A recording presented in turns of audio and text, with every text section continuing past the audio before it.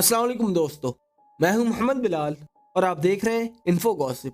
किसी भी इंसान की मौत होना एक नॉर्मल सी बात है, क्योंकि हर एक जानदार चीज़ को मौत आनी है, लेकिन किस तरीके से आनी है वो चीज़ इम्पोर्टेंट है।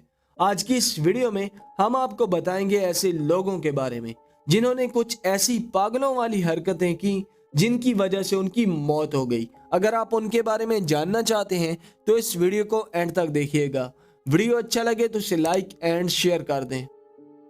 पानी में सांस रोकना एक मुश्किल काम है, लेकिन कुछ लोग ऐसे हैं जो ये काम करते हैं, लेकिन उनके साथ क्या होता है आगे आप खुद ही देख लेंगे। और उम्मीद है इन्हें देखने के बाद कम से कम आप ये वीडियो देखने वाले ऐसा करने की हिम्मत नहीं करेंगे। 2018 में न्यू जर्सी में रहने वाले एक शख्स ने नदी के दरमियान में सांस रोकने की कोशिश की। अभी सिर्फ चंद मिनट ही गुजरे थे और किसी को खबर भी नहीं थी कि उस शख्स के साथ पानी के नीचे क्या हो रहा है। असल में वो शख्स सांस रोकने की वजह से बेहोश हो चुका था। बेहोशी की वजह से वो पानी में डूब गया और उसकी मौत हो गई।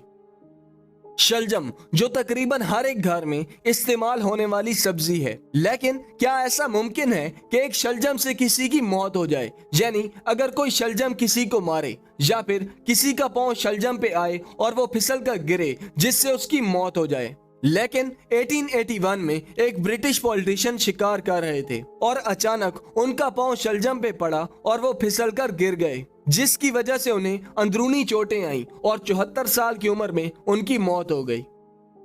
अगर आप कहीं पे आराम कर रहे हैं और साथ में हल्का सा म्यूजिक भी बज रहा है, लेकिन अचानक से शहद की मक्खियां आपको काटने लगती हैं, तो कैसा महसूस होगा?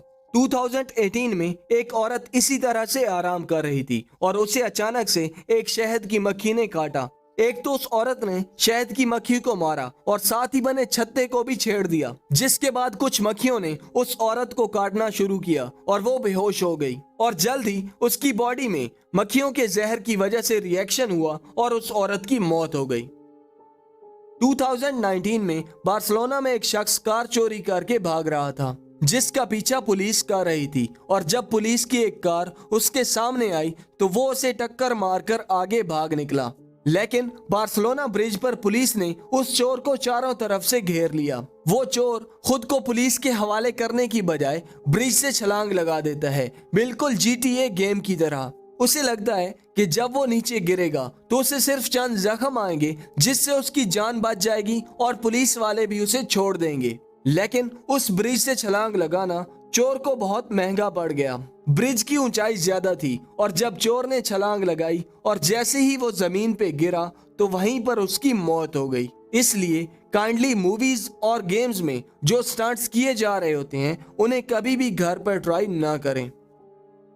हॉस्पिटल जिसमें पेशेंट्स का ट्रीटमेंट किया जाता है। 2018 में जर्मनी में एक बूढ़ी औरत की तबीयत खराब हुई और उसे हॉस्पिटल में एडमिट किया गया। वो औरत चलने के काबिल नहीं थी, इसलिए कहीं जाने के लिए व्हील चेयर का इस्तेमाल करती थी। हॉस्पिटल में जब उसकी तबीयत बेहतर हुई तो वो अपनी व्हील चेयर पे बैठकर कमरे से बाहर निकली ताकि वो बाहर डॉक्टर से छुपकर सिगरेट पी सके। लेकिन वो भूल गई थी कि उसके साथ उसका ऑक्सीजन वेंटिलेटर भी है। जैसे ही उसने सिगरेट जलाई, ऑक्सीजन के सिलेंडर में आग लग गई और उस आग की वजह से उस बूढ़ी औरत की मौत हो गई। उम्मीद करते हैं इस वीडियो को देखने के बाद आप कोई भी काम करने से पहले सोचेंगे कि कहीं ऐसा करने पे आपको कोई नुकसान ना पहुंच जाए। वीडियो अच्छा लगा है तो इसे लाइक एंड शेयर कर दें। चैनल को सब्सक्राइब नहीं किया तो जल्दी से सब्सक्राइब करें। फिर मिलते हैं आपसे अगली वीडियो में एक डिफरेंट टॉपिक के साथ। अभी के लिए thanks a lot and Allah Hafiz.